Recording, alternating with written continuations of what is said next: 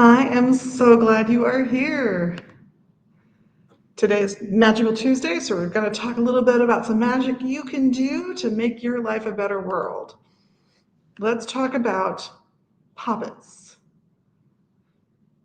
I'm going to say they're at least analogous to dolls from other systems, and so you'll see a lot of overlap in how they're used, but they are representations of a person on whom you want to cast a spell. So let's say you want somebody to get a promotion at work. You want them to get a better job or a promotion. You're going to make a little figure out of fabric. I'll show you some pictures. There's simple versions, ones with like arms and legs. There's that are more complicated to do. There's these super simple ones. They're easy. This, by the way, is Poppet Magic by Silver Raven Wolf. They're super easy to do. Doesn't require any fine stitching, a quick based stitch, which is a pretty large stitch pattern because they aren't meant to last forever. Now, if you want to make a poppet, say for yourself, that you want to use again and again and again, take more time, make the stitches finer, use a machine if you have one, just make it a little bit more sturdy. But for most magic, it's a one and done. So go ahead and just baste real large, simple stitches, and then you need to fill it. Well, here's where the fun part comes in. You can just fill it with scraps you have. You can fill it with all kinds of things just to get most of it filled, but you're going to probably add some stones and herbs that correspond to your goals. So let's say you're looking for somebody to gain more prosperity and wealth. Maybe they're going for that promotion or a new job, and you just want to give them a little boost. It can be you too, remember. You're going to put things like cinnamon sticks and spearmint for getting through the interview really well, to sweeten their speech so they're more attractive to the person listening. Sorry, my glasses are smudgy. You're going to fill it with things that fit and suit what they're doing. A stone for traveling, perhaps, if they're moving up the corporate ladder, right? If you're looking for love, let's say that you are in a stable relationship, maybe you're married or have a long-term partner of some kind or partners, but you feel like the romance is ebbing. You'll make a poppet and you'll put in lots of things that you might put in for finding love. You might put in roses, you might put in jasmine, you might put in, hey, horny goatweed. Let's get to the point here, right? But if it's a long-term relationship, maybe you add something that reminds them about their vows. Rosemary has been used for that traditionally.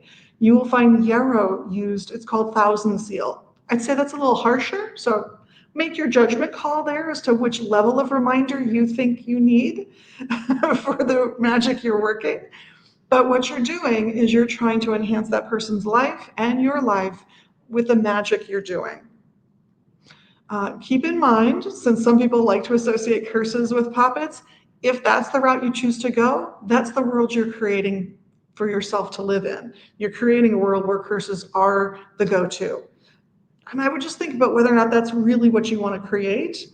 I'm not going to judge what you choose to do, what you don't choose to do. I'm a big proponent of if you are secure, safe, and comfortable, you probably only need to do positive magic.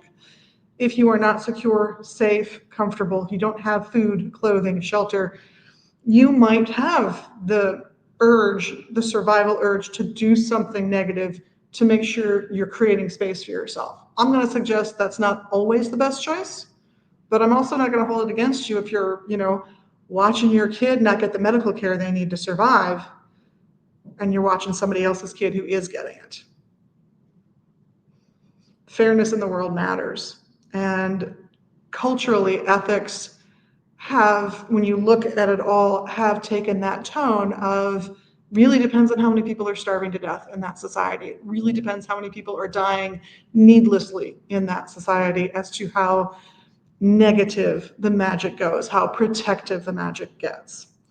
But that said, you can do all kinds of positive magic with poppets, dolls, There's a variety of traditions that you can reach into for folklore and traditional uses of herbs, stones. You just want to put them inside. You also might choose to decorate. Like this one has a heart on it. You can tell this one's for love, a passionate love, because it's a red poppet, at least for me, with a pink heart. So they're going to be friends as well as be passionate with each other.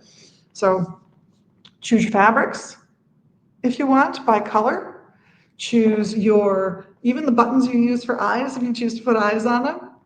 Everything you choose can be deliberately chosen with magical intent, using color magic, stone magic, herb magic, all of these things combined to make beautiful pieces of folk art, genuine art pieces, soft sculptures that, if they're well made, you can keep and reuse forever. And just know that you've rewarded yourself with the beauty of those objects when you've done something good for someone and it's worked out for everybody involved. Well, whirlwind of things today.